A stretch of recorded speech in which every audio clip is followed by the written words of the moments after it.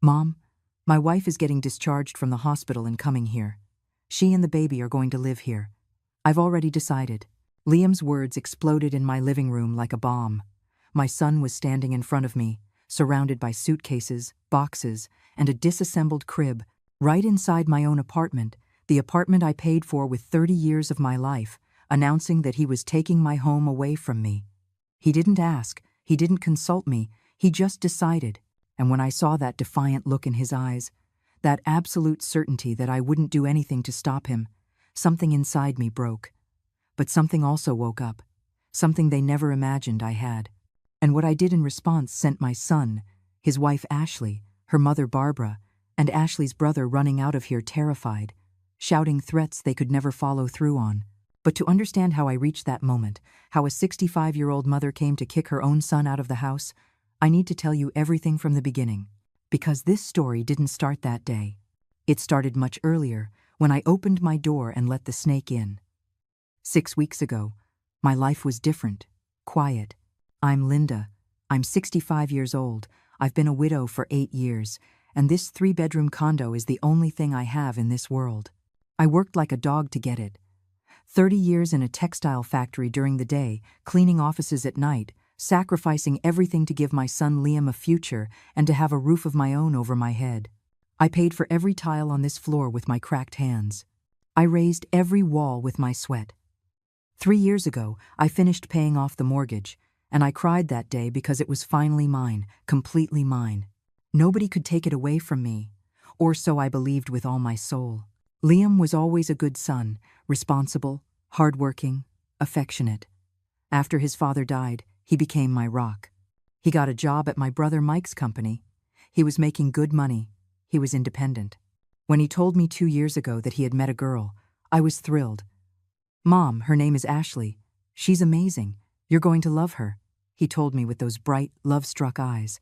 And when I met her, I understood why Liam was fascinated. Ashley was beautiful, 28 years old, long dark hair, perfect smile, always well-dressed, polite at least on the surface. But there was something about the way she looked at me that made me uncomfortable, as if she were appraising me, measuring my worth.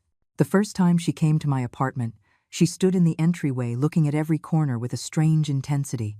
"How big is this, Linda?" she exclaimed, walking through the living room, touching the curtains, observing the furniture. 3 bedrooms, 2 full baths, spacious kitchen. "This is a luxury for a single person." She said it smiling, but I felt a chill. It wasn't a compliment, it was an observation, an appraisal. "Yes, it's comfortable," I replied, trying to sound natural. Ashley sat on my sofa and crossed her legs, looking at me with those calculating eyes. "You must feel lonely here, right? So much empty space. You could rent out a room, make a few extra bucks. Rents are through the roof right now." Liam laughed nervously. "Ashley, my mom doesn't need to rent anything out." But she didn't stop looking at me, waiting for my answer. "I like my privacy," I said firmly. Something crossed her face, irritation, annoyance. But it disappeared so quickly, I thought I had imagined it. Sure. It was just a suggestion," she replied with that smile that didn't reach her eyes. After that, Ashley started visiting often. Too often. Sometimes with Liam, sometimes alone. She always found something to criticize. "These curtains are really worn out, Linda. This sofa takes up too much space. You should get something more modern. The kitchen needs a complete renovation. It's very outdated." I would smile and nod, but inside I was beginning to feel invaded, that my space, my sanctuary, was being attacked softly, silently. When Liam and Ashley got engaged, things got worse. Ashley started bringing her mother, Barbara, a 50-year-old woman with unbearable delusions of grandeur. The first time I met her, she looked me up and down as if I were trash. "So you're Liam's mother," she said without even shaking my hand. "Ashley has told me a lot about you." The tone made it clear that nothing she had heard was good. She sat in my living room and began to criticize every detail of my apartment as if she were a building inspector. "This painting is depressing," she said, pointing to the photograph of my late husband. "You should take down those sad things. People need positive energy." I clenched my fists under the table. "That is my husband," I said with a trembling voice. Barbara looked at me with indifference. Exactly. Dead husband. Past. You need to reinvent yourself, Linda. Ashley smiled, approving every word from her mother. Liam said nothing. He just looked down like a scolded child. It was the first time I felt real fear. Not of Barbara or Ashley, but of what Liam was becoming beside them, a stranger. The wedding was 4 months ago. I contributed $3,000 from my savings, money I had set aside for emergencies, for my old age, to feel safe. But Liam asked me for it with such desperation that I couldn't refuse. Mom, Ashley wants a beautiful wedding, and I don't have enough. Please. Ashley wanted luxury everything.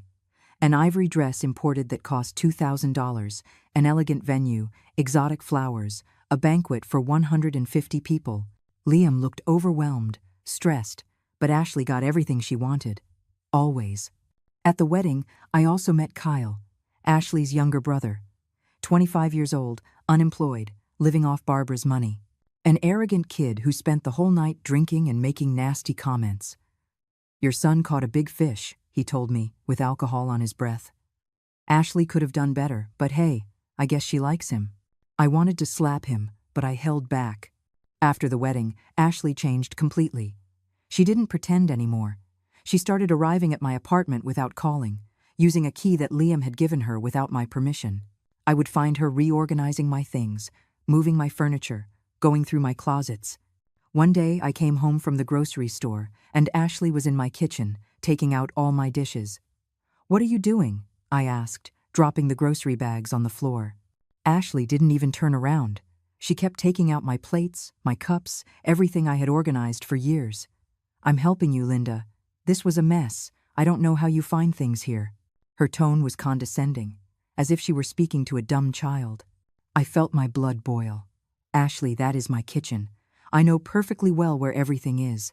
She finally looked at me, with that cold smile I was starting to know too well. Oh, don't be so territorial. I'm just trying to make this look better. Besides, when we come over to eat, I need to know where things are.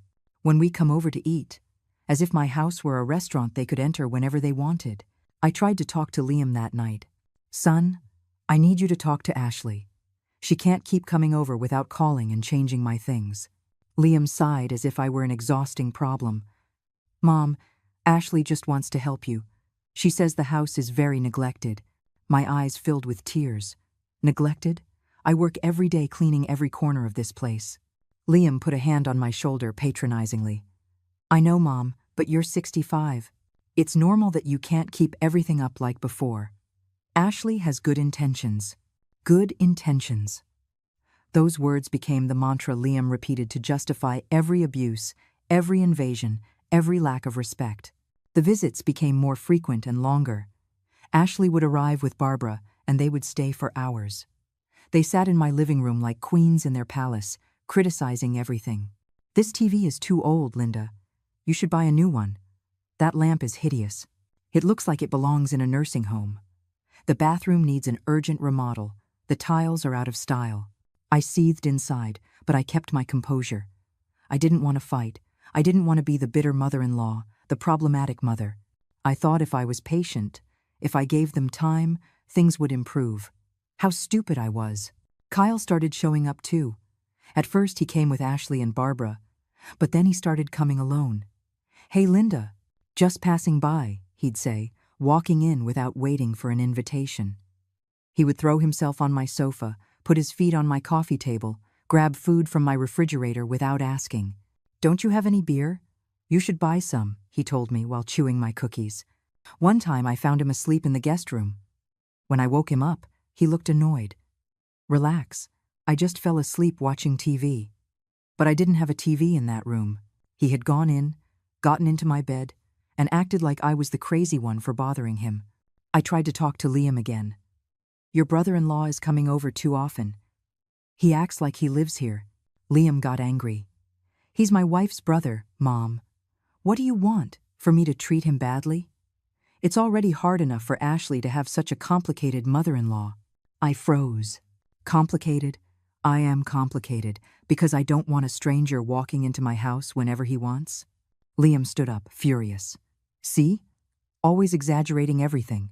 Ashley is right. You're very territorial. This house is too big for you alone anyway. And he left, slamming the door. I cried all that night. My son, the boy I raised alone after becoming a widow, was calling me complicated for defending my space. The boy for whom I worked until I destroyed my health was telling me my house was too much for me. I started to feel like I was losing not just my home, but also my son. Things reached another level when Ashley announced her pregnancy. It was 3 months ago.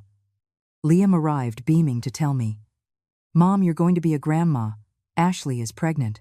I should have felt joy, but I only felt terror, because I saw in Ashley's eyes, who was standing behind Liam with that victorious smile, that this was part of a plan. "We are very excited," Ashley said, caressing her still flat belly. "Although we'll need a lot of space. Babies come with so many things." She looked directly at me. "I guess you're going to have to get used to more visits, Linda. A grandmother must be available to help." From that day on, the invasion became total. Ashley started bringing things and leaving them in my apartment. "It's just that in our apartment we don't have space," she explained, leaving boxes in my guest room. First, it was maternity clothes, then baby products, then small furniture. My guest room became her personal storage unit. When I protested, Barbara yelled at me, "It's your grandson. What kind of grandmother doesn't want to help?" Liam just looked at the floor, never defending me. Ashley started arriving and staying for entire days. "I'm very tired from the pregnancy. I need to rest here because your house is cooler than mine." She would get into my bed, in my bedroom, and sleep for hours. I had to tiptoe around my own house so as not to disturb the pregnant woman. Barbara would arrive to prepare special food for her in my kitchen, using my ingredients, and then they would leave me all the dirty dishes. "Linda, wash this, okay? Ashley needs to rest and I have to go." It wasn't a request. It was an order. I tried to set boundaries. "Ashley, I appreciate that you're pregnant, but I need you to let me know before coming over. This is still my house." She looked at me with scorn. "Linda, I'm carrying your grandson. Are you really going to be that selfish?" "Liam, did you hear your mother?" Liam, who was there, looked at me with disappointment. "Mom, seriously? Ashley is pregnant and you're worrying about nonsense." Nonsense. My privacy, my space, my peace of mind were nonsense. Kyle started staying over to sleep. "It's just that I have issues with my roommate," he explained, throwing himself on the sofa with his dirty shoes. He would stay 2, 3, 4 days. He ate everything in my fridge. He left his clothes thrown all over the living room. He used my bathroom and left it filthy. One morning I found him in his underwear walking through my house as if it were his own. "Could you put some clothes on?" I asked, indignant. He laughed. "Relax, old lady. It's no big deal." I told my sister everything over the phone, crying, "Linda, you have to put a stop to this now. Those people are trampling all over you," she told me. But I was afraid of losing Liam, afraid of not meeting my grandson, afraid of being left completely alone. So I kept enduring it, believing that after the birth, everything would calm down. How naive I was. Things didn't calm down. They became a nightmare. 3 weeks ago, I found Ashley measuring my master bedroom with a tape measure. "What are you doing?" I asked, standing in the doorway of my room. Ashley was measuring the walls, writing down numbers on her phone. She turned around with that smile that already made me nauseous. "I'm seeing if a crib fits here. This room is perfect for the baby. It has good light. It's spacious." I felt as if I had been punched in the stomach. "Ashley, this is my room." She stopped smiling. "Linda, let's be realistic. You don't need so much space. You could move to the small room in the back. The baby needs a proper environment." She wasn't suggesting. She was informing me of a decision already made. "This is my house, my bedroom." I yelled with a desperation that surprised even me. Ashley put away her tape measure with slow, calculated movements. "Look, Linda, I don't want to fight with you. But this baby is the priority now. If you really love your grandson, you'll do what's best for him. Or are you so selfish that you prefer your comfort over that of a helpless baby?" Every word was a perfectly dosed poison. She was turning me into the villain of my own story. I called Liam, crying. "Your wife wants to take my bedroom. She says the baby needs that space. Liam, it's my house." There was a long silence on the other end. Too long. "Mom, Are you seriously going to do this? Ashley is only thinking about our son.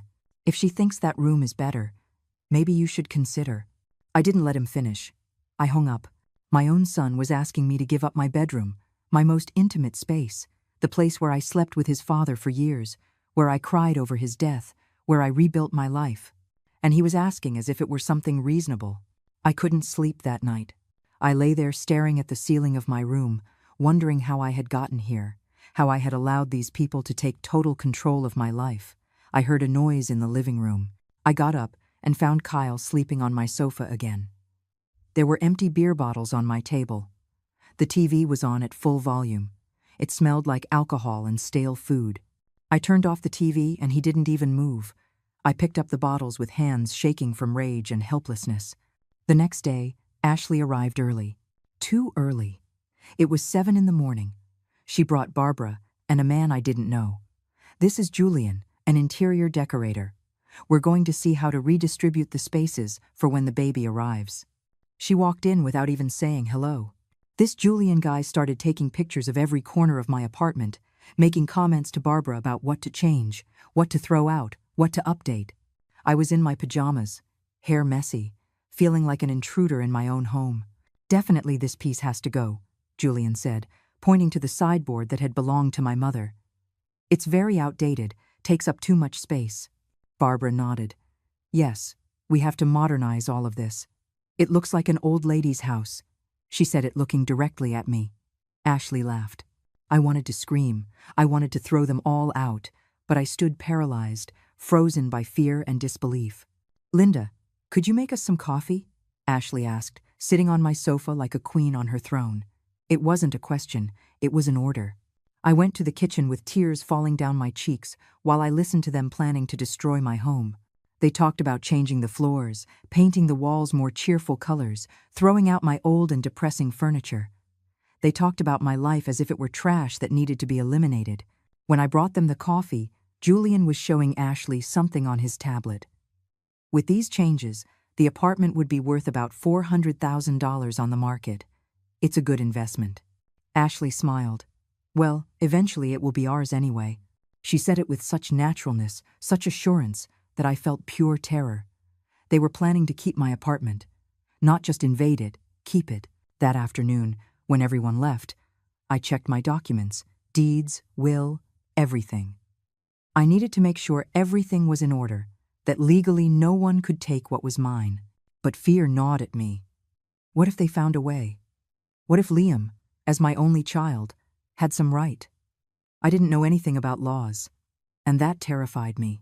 Ashley started arriving more frequently, always accompanied. She never came alone. She always brought Barbara or Kyle or both, as if she wanted witnesses to my submission. One day she arrived with boxes of baby clothes. I'm going to store this in your closet, Linda.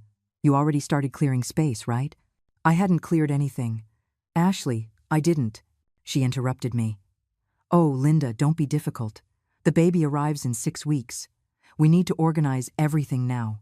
6 weeks. I had 6 weeks before the baby arrived, and my life turned into a total hell, because I knew, with a certainty that chilled my blood, that once that baby was born, Ashley would use every cry, every need, every moment as an excuse to take absolute control. And Liam would support her, and I would be trapped. Because how was I going to refuse to help with my own grandson?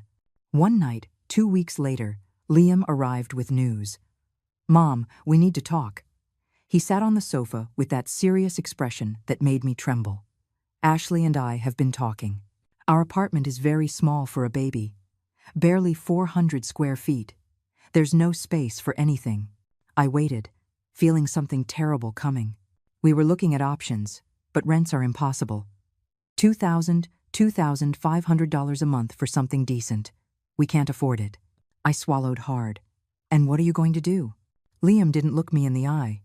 Well, we thought that, temporarily, we could stay here, just until our financial situation improves. 6 months, a year maximum. I felt the world stop. Stay here? The 3 of you? Liam finally looked at me. Well, yes, you have 3 bedrooms.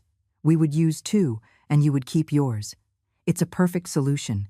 That way, Plus, you help us with the baby. Liam, I need my space, my privacy. My voice sounded weak, defeated. He sighed, frustrated. Mom, we are your family. What is more important, your privacy or your grandson?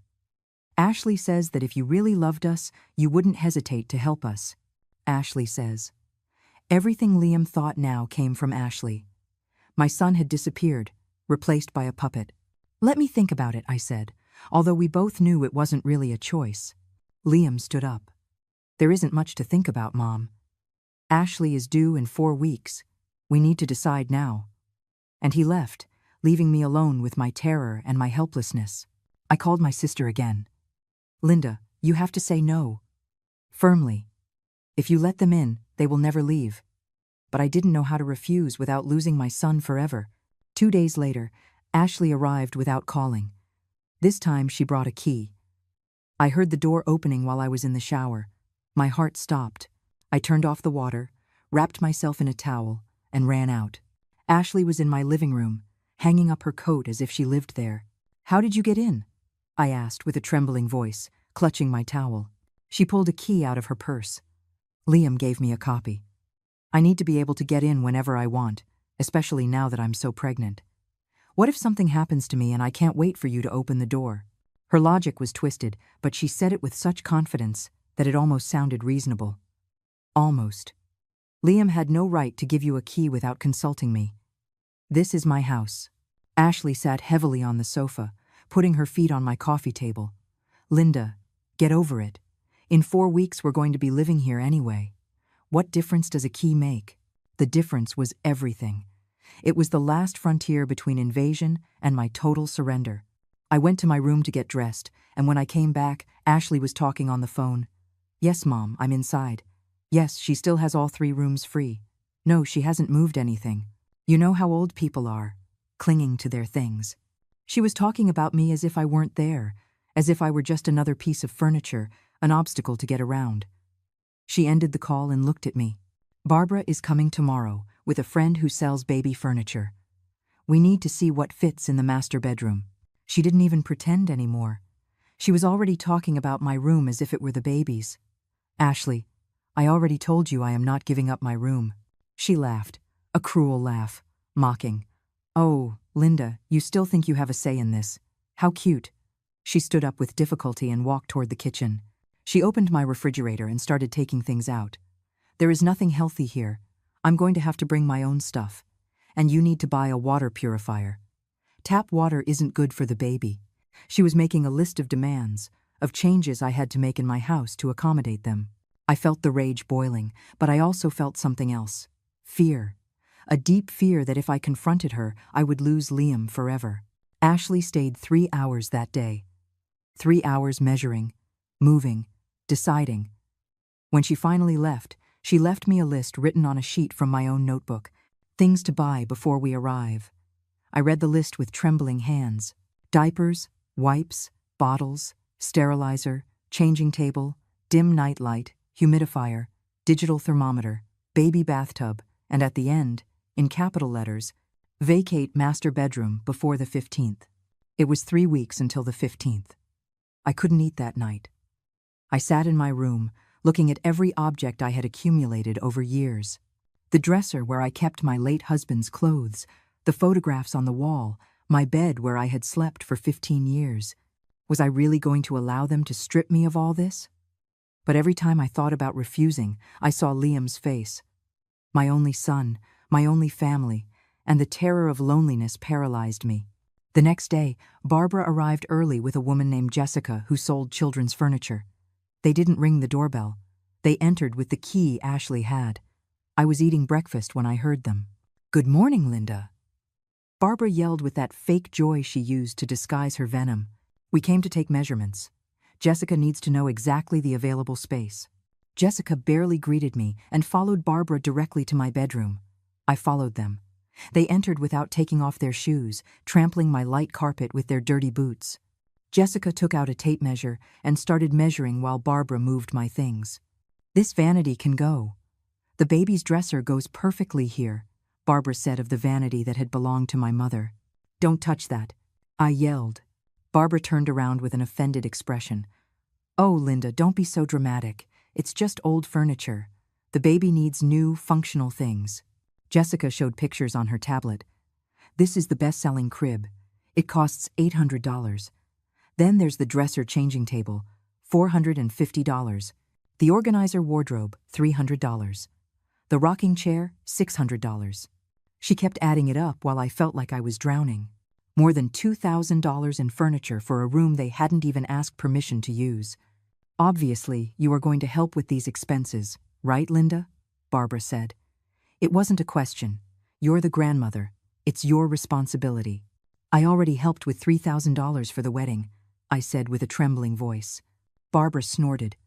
"That was months ago. This is different. This is your grandson. Or do you not care?" Always the same manipulation. Always questioning my love, my commitment, making any boundary I tried to set seem like monstrous selfishness. Jessica kept showing things on her tablet, oblivious to the tension, only interested in the sale. With the complete package, including decoration and accessories, we'd be talking about some $4,500. $4,500. Almost all my savings. The money I had saved for emergencies, for my old age, to feel safe. And these women were talking about spending it as if it were their right. "I need to think about it," I said weakly. Barbara and Jessica exchanged looks. "There isn't much to think about, Linda. The baby arrives in 3 weeks. Furniture takes 2 weeks to deliver. Either you decide today, or the baby will arrive with nothing prepared. Do you want that?" I left them talking and walked out of my own bedroom. I sat in the kitchen with my hands on my face, trying not to cry. I heard their voices discussing colors, styles, accessories, planning the complete transformation of my most intimate space without my opinion mattering in the slightest. When they finally left, 2 hours later, Jessica left me a printed quote. "Think about it, Mrs. Linda. But don't take too long. This furniture sells out fast." That afternoon, Liam called me. "Mom, Barbara told me you were being very difficult about the furniture issue." He didn't even ask for my side. He had already decided I was the problem. "Liam, they are talking about spending almost $5,000 of my money without even asking me." Silence. Then, with a tired voice, "Mom, if you don't want to help, just say so. But don't pretend you care about us when clearly your money is more important than your grandson." He hung up. I let myself fall onto the sofa and cried like I hadn't cried since my husband died. I cried for my lost son, for my invaded home, for my trampled dignity.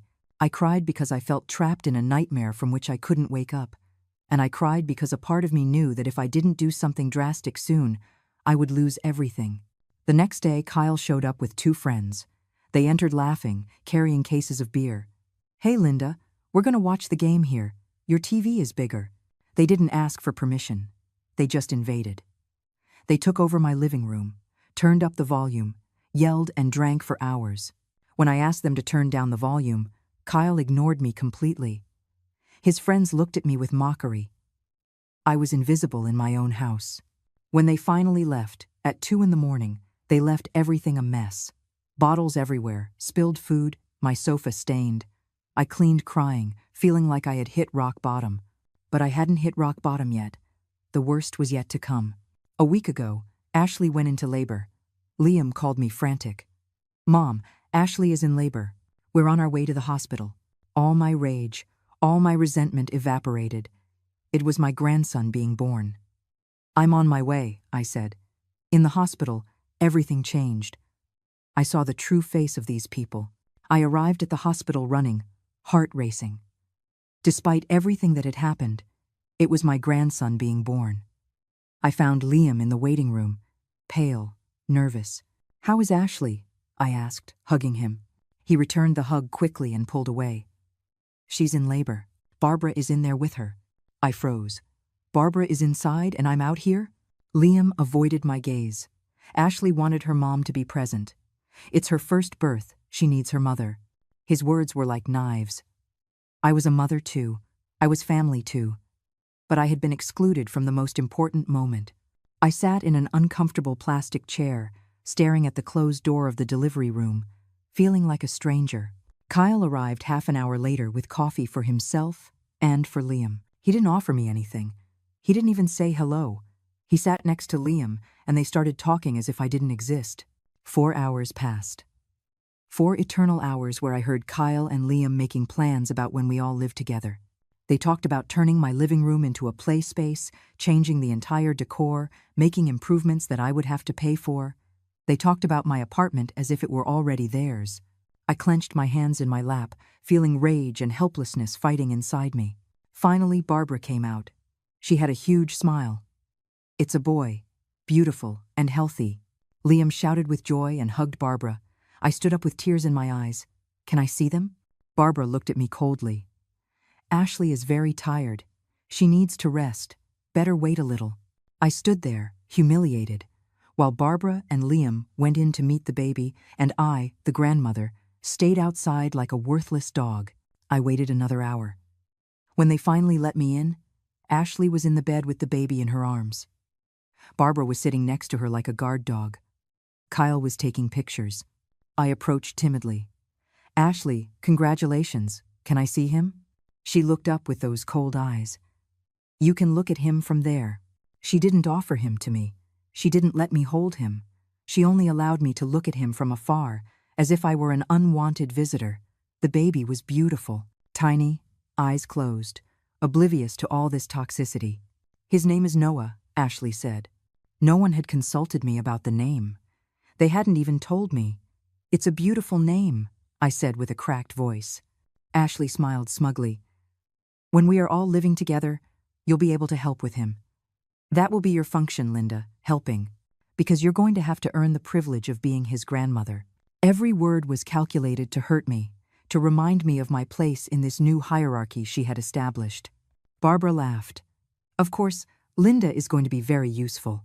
All grandmothers want to help, right? Changing diapers, washing clothes, cooking. That's what they're for." They treated me like a servant, like a resource to exploit. Not like family, not like the grandmother, like a free service they deserved. I left that room with my soul destroyed. I went back to my empty apartment and cried until I fell asleep. The next day, Liam called me. "Mom, Ashley gets out of the hospital the day after tomorrow. We're going to go straight to your house. We need you to have everything ready." It wasn't a request. It was an order. "Everything ready? What does that mean?" I asked, although I already knew the answer. "The room for the baby, the furniture they asked you for, space in the closets, food prepared. Ashley is going to need absolute rest. You are going to have to take care of everything." "Liam, I never agreed for you to come live here," I said with what little firmness I had left. There was a heavy silence. Then his voice sounded hard, cold. "Mom, Ashley and my son leave the hospital in 2 days. We have nowhere else to go. You have 3 empty bedrooms. Are you really going to leave your grandson homeless? Is that who you are? So selfish." Every question was a slap in the face. He was manipulating me, emotionally blackmailing me. And I knew it, but I also knew that if I said no, I would lose them forever. "Let me talk to them before you come." I tried to negotiate, set some ground rules. Liam interrupted me. "There are no rules. Mom, he is my son, my family. We decide how we live. You just have to accept it or stay alone forever." And he hung up. He left me there, phone in hand, feeling like I had just lost my son completely. I didn't sleep that night. I spent it walking around my apartment, touching my things, my memories, knowing that everything was about to be destroyed. I thought about calling a lawyer, changing the locks, refusing flat out. But every time I got close to that decision, I saw Noah's little face, and I crumbled. He was my grandson, my blood. How was I going to leave him homeless? The next morning, Kyle arrived with 2 friends and a van. "We came to move your stuff out of the master bedroom," he said, entering without permission. "What? No!" I yelled, stepping in the way. Kyle pushed me aside, not with brutal force, but with enough firmness to show me that I didn't matter. "Ashley sent me. The baby needs that room. You move to the back room, now." His friends started taking my things out. My clothes, my drawers, my photographs. They threw everything into boxes without care. I saw them take out the champagne-colored dress I wore at my wedding. They threw it on the floor. I saw my wedding photos being stacked without any care. I tried to stop them, but they were 3 young men, and I was a 65-year-old woman. I couldn't do anything but watch as they destroyed my sanctuary. In 2 hours, they completely emptied my room. They shoved all my things into the small back room, a space of barely 10 square feet that I had used as storage. My belongings of a lifetime piled in boxes, without order, without respect. Kyle left without saying goodbye, leaving me standing there amidst the chaos. I went into my old room. It was empty, bare. It wasn't mine anymore. I sat on the floor, and something inside me broke, but something also woke up. That afternoon, I went to the bank. I withdrew all my savings and put them in a new account that only I could touch. $9,000 I had saved over years. I wasn't going to let them take that too. Then I went to a lawyer. I told him everything. He listened with a furrowed brow. "Mrs. Linda, legally this is your apartment. You can kick them out whenever you want, but if you allow them to establish residency, the process gets complicated." "How long do they have to stay to establish residency?" I asked. 30 days, in most cases. After that, you would need a formal eviction process that can take months. I felt panic. "So, what do I do?" The lawyer looked at me seriously. "Don't let them in, or if they enter, do not allow 30 days to pass. You have to act fast if you want to maintain control of your property." I left that office with a clarity I hadn't had in months. I had 2 days before they arrived. 2 days to decide if I was going to defend myself or surrender completely. I barely slept that night. I thought about my late husband, about everything we had sacrificed for this place. I thought about my trampled dignity, my lost son. And I thought that maybe, just maybe, not knowing my grandson was better than losing my soul. The next day, the doorbell rang. I opened it, and it was Liam. Behind him was a van full of boxes and furniture. "Hi, Mom," Liam said without smiling. "We came to bring the stuff. Ashley gets out of the hospital tomorrow early, and we want to have everything set up." I looked at the van filled to the brim. Boxes, a disassembled crib, bags, suitcases, furniture. It was a complete move. "Liam, we need to talk before." He interrupted me. "There is nothing to talk about, Mom. It's already decided." And he started unloading things with Kyle and 2 other men I didn't know. I watched them go in and out of my apartment like ants, filling my space with their belongings. They took everything directly to what had been my room. They set up the crib, a huge dresser, boxes of diapers, toys, clothes. They transformed my sanctuary into a nursery in less than 3 hours. I was standing in the living room, paralyzed, watching my life being systematically erased. Barbara arrived later with more things. She didn't even say hello to me. She went straight to inspecting. "This looks good," she said, nodding. "Although, Linda, you need to buy an air purifier. The air in here is very stale. And these curtains are horrible. They let in too much light. The baby needs darkness to sleep well." She took out her cell phone and started taking notes of everything I had to buy, change, improve. As if I were her employee. Kyle settled on the couch with a beer. "I'm going to stay a few weeks too," he announced. "Ashley is going to need help, and Liam has to work, so I'm going to be here to support." My heart sank. Not only were there going to be 3 of them, there were going to be 4 people invading my home. "Where are you going to sleep?" I asked with a trembling voice. Kyle pointed to the guest room. "There. Obviously." "That is my guest room," I said weakly. Kyle laughed. "Well, now I'm your guest. Relax. Linda, don't be so territorial." That word again. Territorial. As if defending my space were a character flaw. As if wanting privacy in my own house were unforgivable selfishness. Liam said nothing. He just kept organizing things in the room that was no longer mine. That night we all ate dinner together, although I could barely taste a bite. Barbara criticized my food. "This is too salty." "Linda, when Ashley is breastfeeding, you're going to have to cook healthier. No salt, no strong spices." Kyle ate like there was no tomorrow, belching loudly and leaving his dirty plate on the table for me to pick up. Liam checked his cell phone, oblivious to my suffering. I felt like a ghost at my own table. After dinner, Barbara handed me a list. "This is what you need to buy tomorrow before Ashley arrives from the hospital." I read the list feeling nauseous. Diapers for $200, special formula for $150, sensitive wipes, creams, medications, a humidifier for $300, special bedding. The total exceeded $1,000. "Barbara, I don't have all that money, I said with cracked voice. She looked at me with contempt. Linda, you are the grandmother. This is your responsibility. Besides, you live alone in a huge apartment without paying rent. It's the least you can do. Her words left me breathless. Without paying rent? It was my apartment. I paid for it for 30 years. But in this woman's twisted mind, I lived for free and owed them everything. Liam continued to say nothing, validating every abuse with his silence. That night, lying in my new tiny room, I heard Kyle snoring in the guest room and Liam talking on the phone with Ashley in what had been my room. Yes, babe, everything is ready. Tomorrow you come straight here. My mom already understands how things are going to be. I already understood? No one had explained anything to me. They had just imposed a crushing reality on me. The next morning I went out early to buy everything on the list. I spent $1,200 on my credit card. Money I didn't have that I would have to pay back with interest. When I returned with the bags, I found Kyle eating breakfast calmly. He had used all the eggs, all the milk, all the bread. Oh, you should buy more food, he told me with his mouth full. There are more of us now. I put everything away in the baby's room while Barbara supervised every move. This goes here, this goes there. No, not like that. Do it right, Linda. She treated me like an incompetent servant. Every order was one more humiliation. Liam arrived early from work. Ashley gets out of the hospital in 2 hours. I'm going to get her. And he left, leaving me alone with Barbara and Kyle. We need to establish rules, said Barbara, sitting on my sofa like a queen on her throne. Ashley is going to need absolute silence. No loud TV. No noises.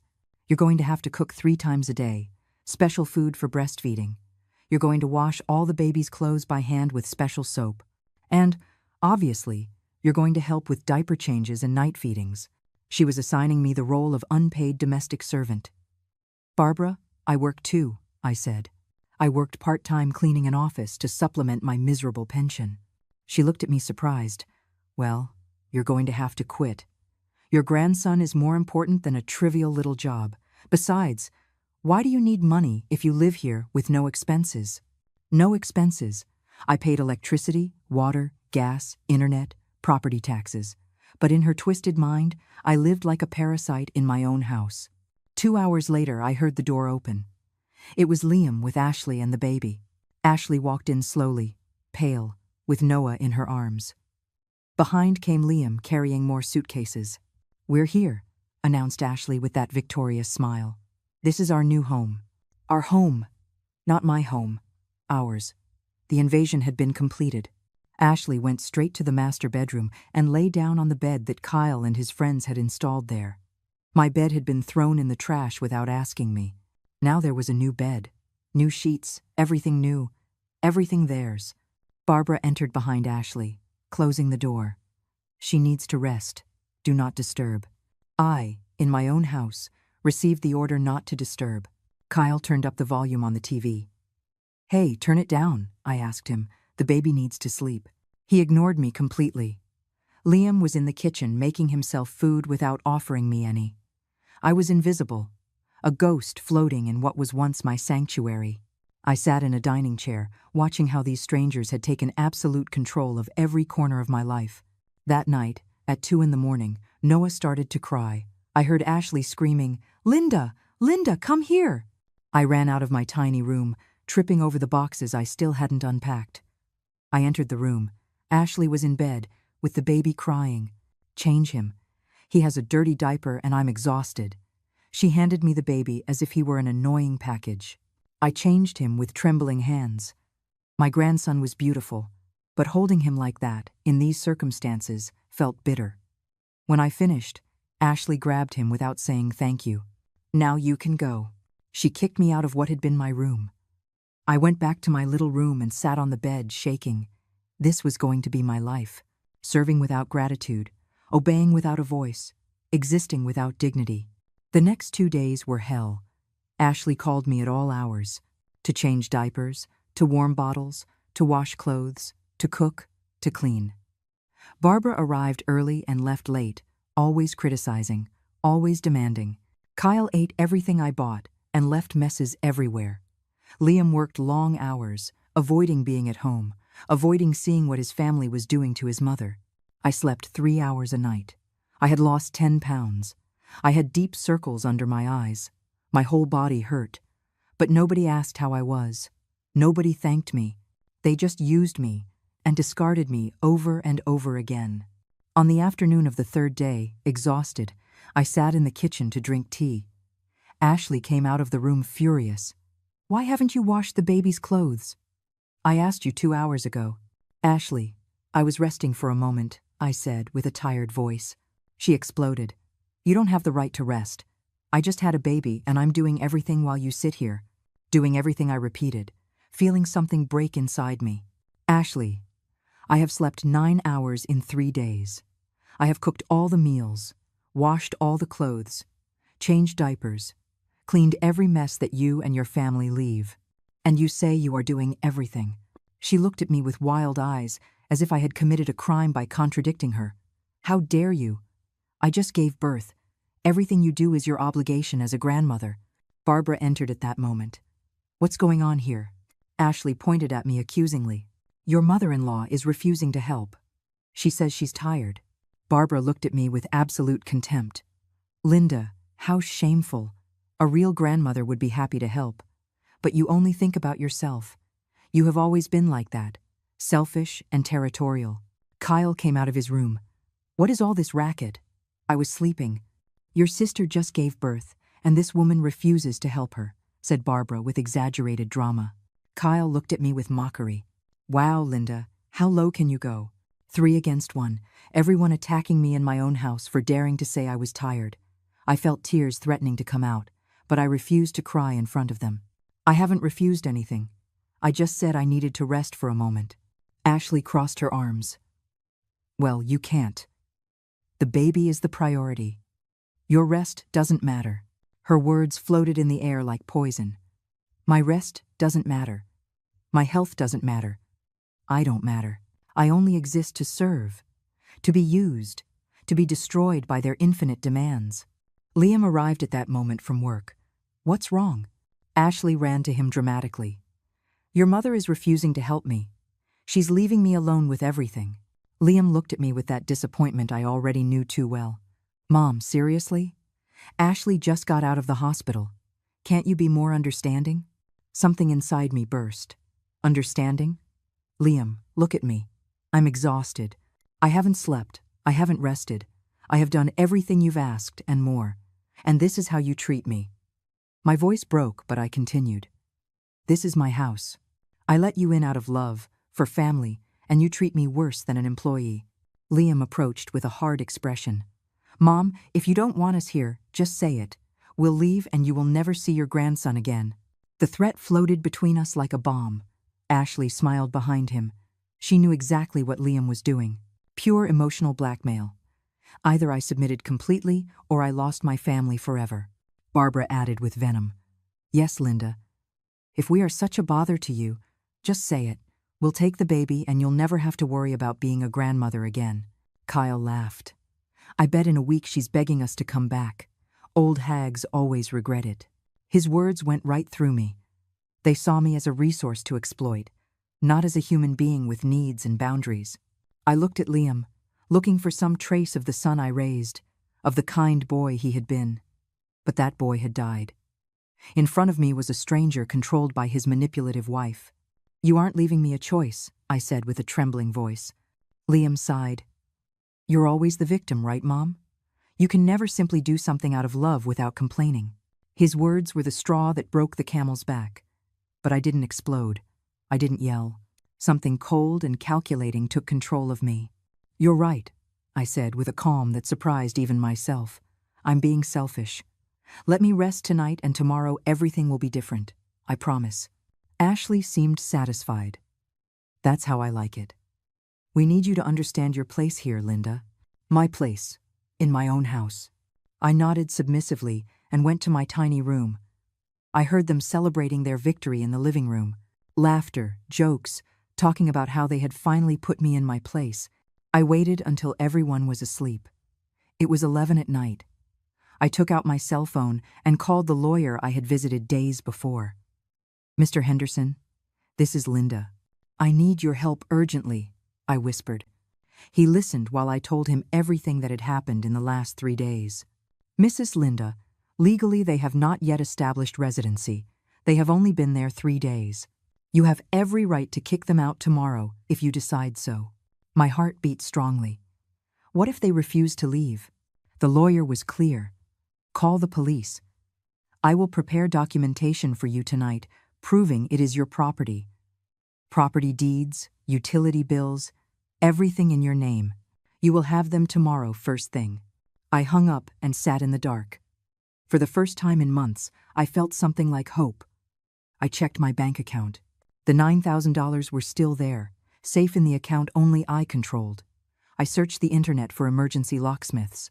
I found one that operated 24 hours. I sent a message, asking how much it would cost to change all the locks on an apartment. $350, immediate service, they replied. I booked the service for the next day at 2 in the afternoon. I didn't sleep that night. I spent it planning every detail. At 6 in the morning, I heard Noah crying. Ashley yelled, "Linda, the baby!" I didn't move. She yelled louder. "Linda, come here now." I kept not moving. After 10 minutes, I heard Ashley get up cursing and attend to the baby herself. I came out of my room at 7. Liam was getting ready to go to work. He looked at me surprised. "I thought you'd be helping with Noah." "I was resting, like you said I should do," I replied calmly. He frowned, confused by my tone, but said nothing. He went to work, leaving me with Ashley, Barbara, who had just arrived, Kyle, and the baby. Ashley came out of the room with dark circles under her eyes. "Why didn't you come when I called you?" Her tone was threatening. "I needed to rest. You said yourself yesterday that today everything would be different, and it will be."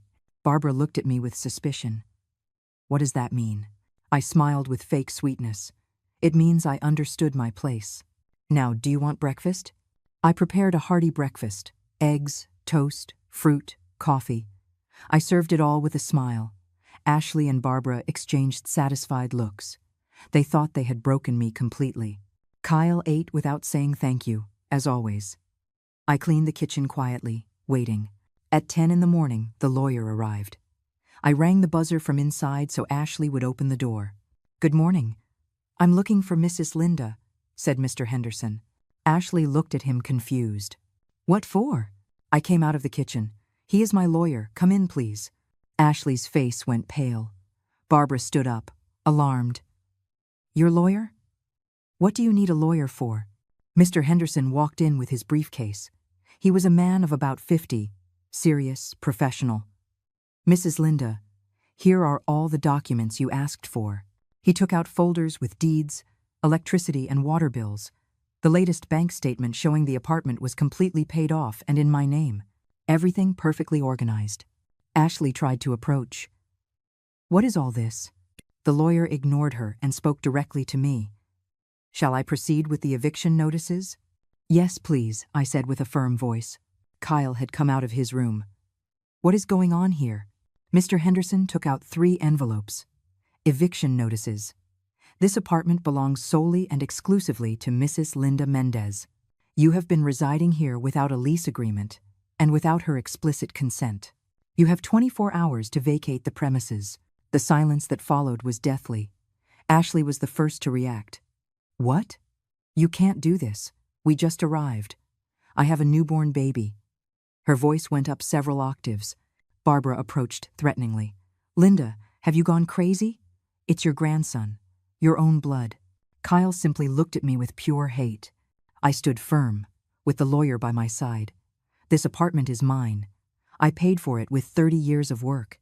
You entered without my true consent, using manipulation and emotional blackmail." Ashley let out a hysterical laugh. "Without your consent? Liam is your son. He has a right to be here." The lawyer intervened with a cold, professional voice. "Legally? No. This property is registered solely in the name of Mrs. Linda Mendez. Her adult son has no legal right over this property. You are illegal occupants." Barbara pointed at the baby Ashley was holding. "You are going to kick a 3-day-old baby out onto the street. What kind of monster are you?"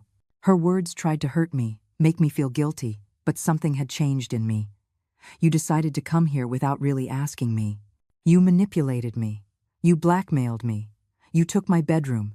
You treated me like a servant in my own house. This isn't my fault. It is a consequence of your actions. My voice was firm, without trembling. Months of abuse had forged something hard inside me. Ashley took a step toward me with threatening eyes. Liam isn't going to allow this. When he finds out, he is going to hate you forever. Maybe, I replied, feeling a stab of pain. But I prefer him hating me while I own my life than having him close while destroying it. Kyle took out his cell phone. I'm going to call Liam right now. You're going to see what's coming to you, stupid old woman. He dialed while looking at me with malicious satisfaction. He waited. The call didn't go through. He tried again. Nothing. I saw the confusion on his face. What's wrong? Asked Ashley. Kyle checked his phone. I don't have a signal. That's weird. I knew exactly what was happening. That morning I had called the internet company and changed the Wi-Fi password. Without Wi-Fi, and with my apartment being on a second floor with bad mobile data signal, their cell phones were useless. The lawyer continued with a neutral tone. You have 24 hours. If you do not vacate voluntarily, we will proceed with police presence. Barbara tried another tactic. She approached with a pleading expression. Linda, please, think of the baby. Do you really want your grandson to remember you as the cruel grandmother who kicked them out? I want him to grow up knowing that his grandmother respected herself. That no one has the right to trample on your dignity, not even family. My words came out with a clarity that surprised me. Barbara switched immediately to fury. You are selfish, a bitter, lonely old woman. That's why your husband died, to escape from you. Her words sought to destroy me, but they no longer had power. I had heard poison for months. I was already immunized. Mr. Henderson put away his documents. Mrs. Linda, do you need anything else from me right now? I shook my head. Not for the moment. Thank you. He said goodbye professionally and left. Ashley ran to the door trying to lock it, but I had already removed the key from the lock that morning. We aren't going to leave. This house has 3 rooms that are wasted on a lonely old woman. Her mask of a sweet woman had fallen completely. Now only the real Ashley remained. Manipulative, selfish, cruel.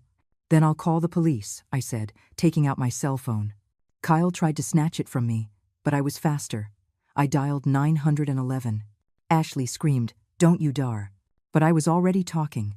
Hello, I need help. There are people in my apartment who refuse to leave. Yes, I have documents proving it is my property.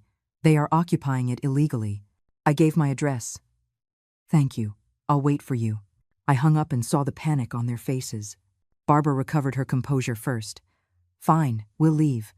But prepare for the consequences. Linda, Liam will never forgive you.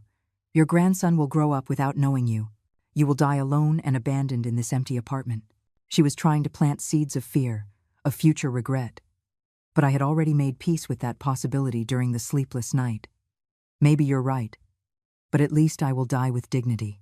Ashley started to cry, real tears this time, not from manipulation but from helpless rage. It's not fair. We need this space. You are alone here wasting it.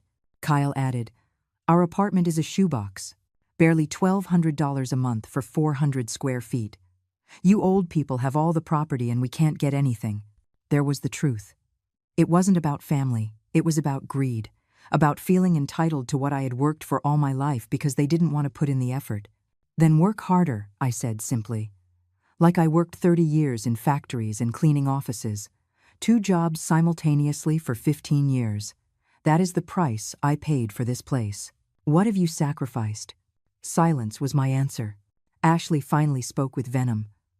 I'm going to tell the whole family what you did. No one is going to talk to you again. They are going to hate you.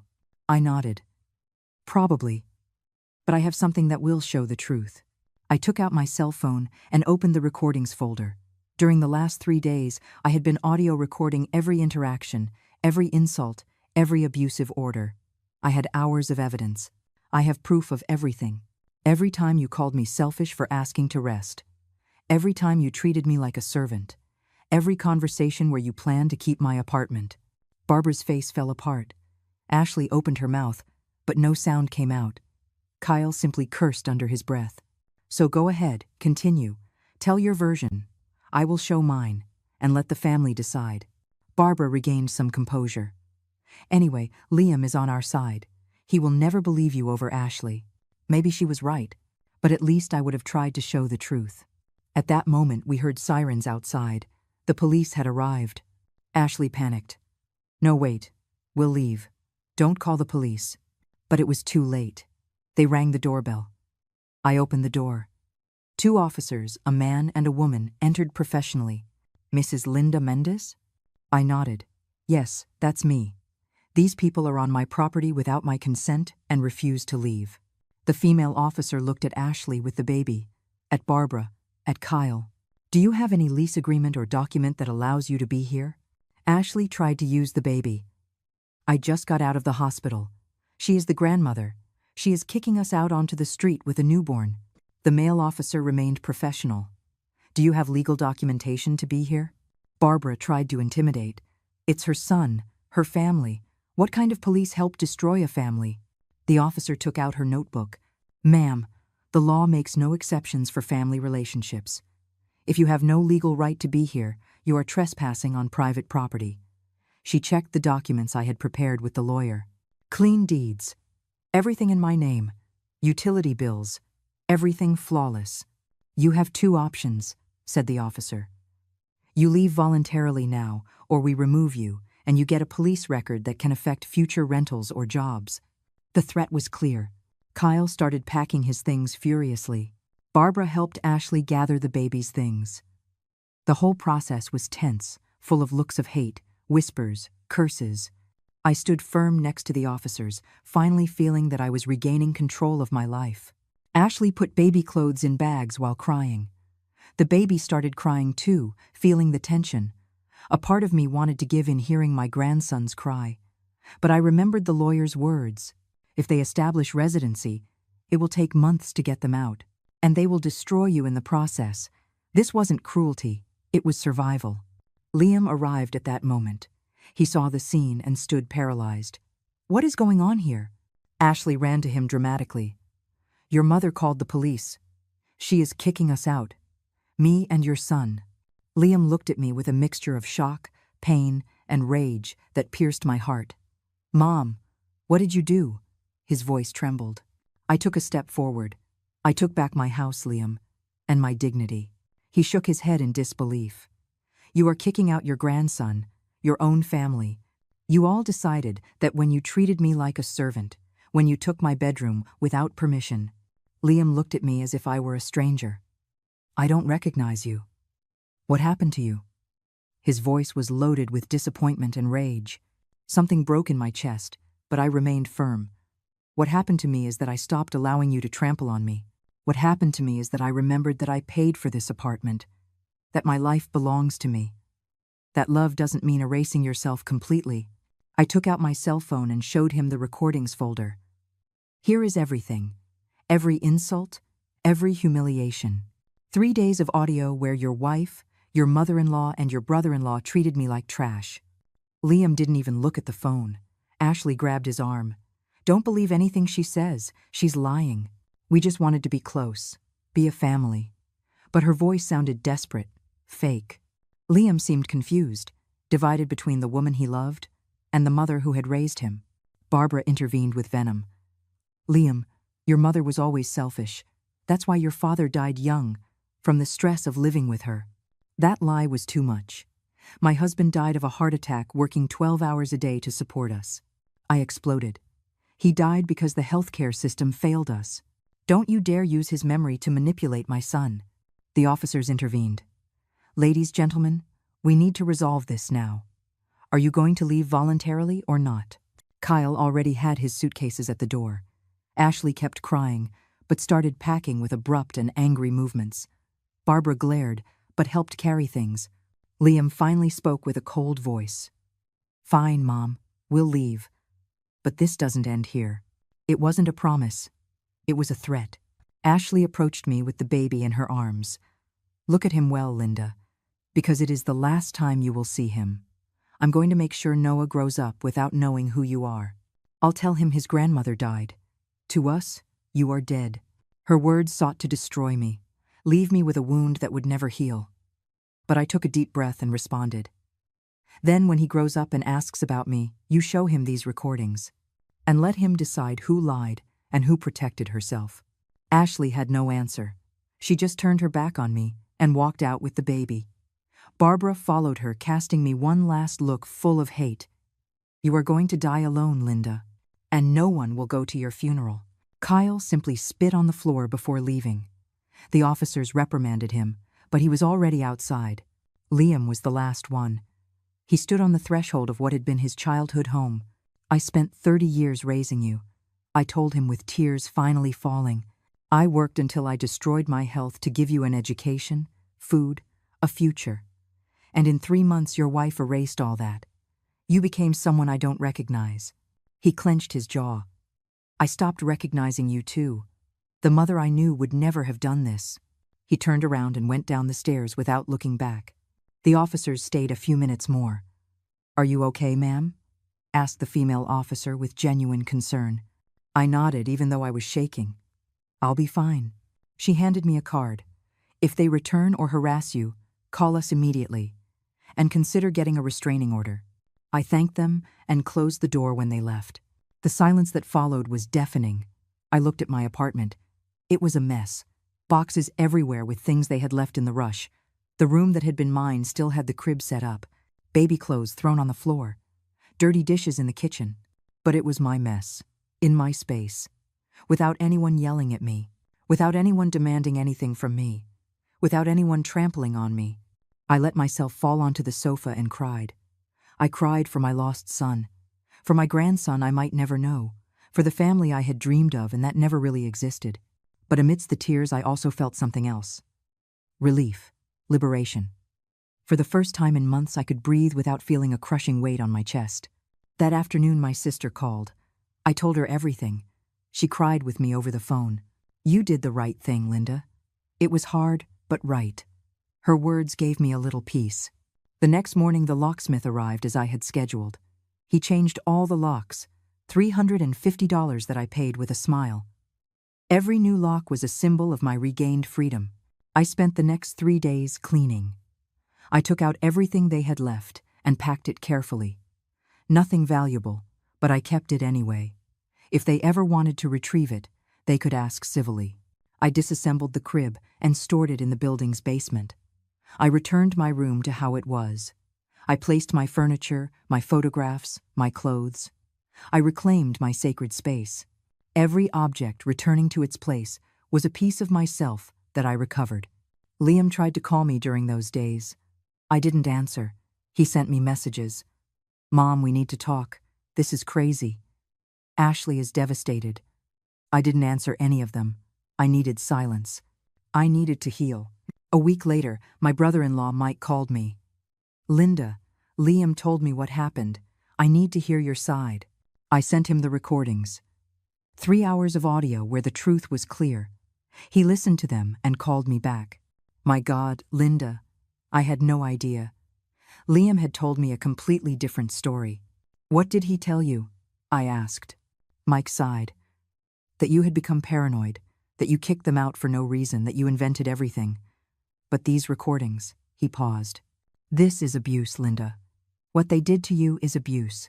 Hearing him validate my experience made something loosen in my chest. I wasn't crazy. I hadn't exaggerated. I had been a victim and I had found the courage to defend myself.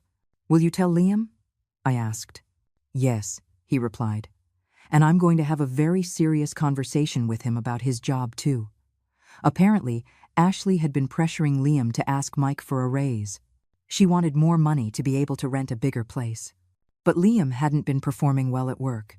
He was arriving late, distracted. Mike had been considering firing him. But I'm going to give him one more chance. He's my nephew. But he needs to wake up and see who his wife really is. I thanked him for his support and hung up feeling a little less alone. 2 weeks later, I received a certified letter. It was from a lawyer representing Ashley and Liam. They were demanding visitation rights for me with my grandson, arguing that I was mentally unstable and needed supervision to be near the baby. The letter also threatened a lawsuit for emotional distress caused by the illegal eviction. I called Mr. Henderson immediately. He read the letter and laughed. This has no legal basis. Grandparents don't have automatic visitation rights, and the eviction was completely legal. They are trying to intimidate you. What do I do? I asked. Nothing, he replied. Ignore it. If they actually file a lawsuit, which I doubt because they have no case, I will represent you. But this is just a scare tactic. I kept the letter as one more piece of evidence of the harassment. A month passed. Then, too, my life began to normalize. I returned to my routine, my cleaning job, my morning walks, my TV shows without anyone yelling at me about the volume. I started taking painting classes at the community center. I met other women my age with similar stories. I wasn't alone in my experience. One Saturday afternoon, 3 months after everything, someone knocked on my door. I looked through the peephole and saw Liam, alone, without Ashley, without Barbara, without Kyle. I hesitated. Part of me wanted to open, hug him, forgive everything, but another part, the part that had learned to protect itself, remained cautious. What do you want, Liam? I asked through the door. Mom, please. I need to talk to you. Just me, without Ashley.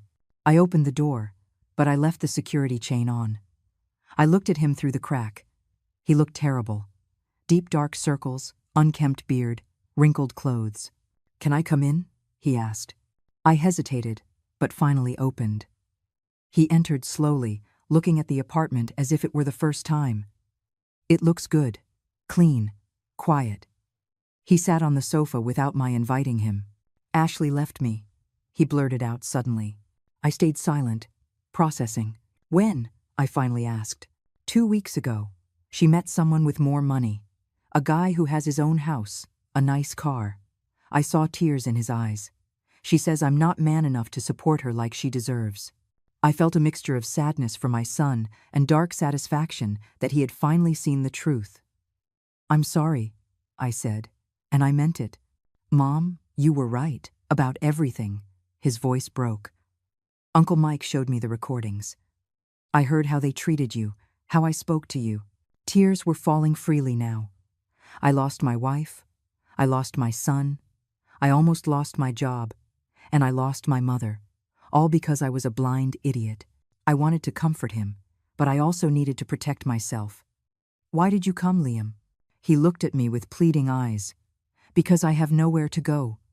The apartment we were renting with Ashley belonged to her cousin. He kicked me out. I don't have money for a deposit on another place.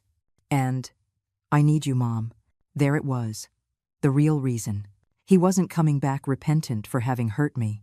He was coming because he needed me. You can't stay here, Liam, I said with a firmness that surprised me. What? He asked incredulously. I am your son. I nodded. Yes, and I am your mother. A mother you respect or you don't have. I am not going to be your emergency resource again. I am not going to open my door just so you can trample on me again. But Ashley left.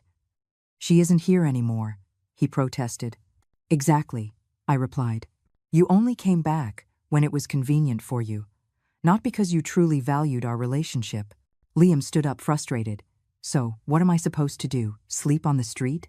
I took a deep breath. Uncle Mike said he would give you another chance at work. Work hard, save, rent a room, rebuild your life, but not on my back. I can't believe you are so cruel, he said bitterly. It isn't cruelty, Liam. It's self-love. Something I should have taught you better. I approached and put my hand on his shoulder. When you are ready for a real relationship, of mutual respect, my door will be open, but not as an emergency shelter. As true family. He pushed my hand away. Someday you will regret this. Maybe. But that day isn't today. Liam left slamming the door. I watched him from my window walking down the street with his shoulders slumped. I felt pain, but also peace. I had set a boundary. I had chosen my dignity over the comfort of pretending everything was okay. That night, I slept deeply for the first time in months. I dreamed of my husband. In the dream, he smiled at me and said, I'm proud of you. 3 more months passed. Liam didn't contact me again. I knew from Uncle Mike that he was living with a coworker, paying rent, working better. Ashley had returned briefly asking for money, But Liam had finally told her no. Small steps. One afternoon I received a text message. Mom, I started therapy. My therapist says I need to work on myself before I can repair other relationships. Just wanted you to know I'm trying to be better. I replied, I'm glad, son. When you are ready, I will be here. It wasn't reconciliation. Not yet. But it was a start. I looked at my apartment, my regained space, my rebuilt life. I was 65. I had lost my son temporarily. Maybe I would never really know my grandson, but I had gained something more valuable. My dignity, my voice, my right to say no. I didn't know what the future would bring. Maybe Liam would really change. Maybe I would never have a relationship with my grandson. Maybe I would die alone as Barbara had predicted, but I would die being myself, in my space, with my peace. And that, after all, was worth more than any false harmony built on my erasure. I made some coffee, sat on my sofa, and looked out the window. The sun was setting, painting the sky orange and pink. My apartment was silent. A beautiful, chosen, dignified silence. I smiled. For the first time in years, I smiled for real, because finally I was home. My home, and no one could ever take it away from me again.